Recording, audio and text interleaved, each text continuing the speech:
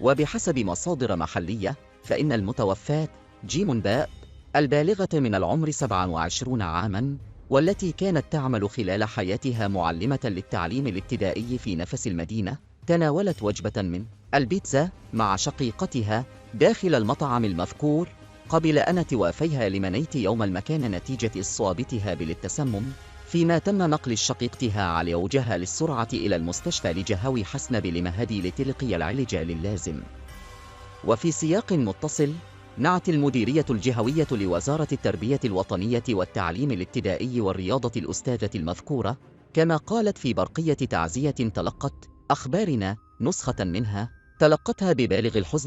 الحزن والأسى نبأ وفاة لمعلمة التي شملها رحمة الله، والتي كانت تعمل خلال حياتها في مدرسي أبي بكر للصديق الابتدائية.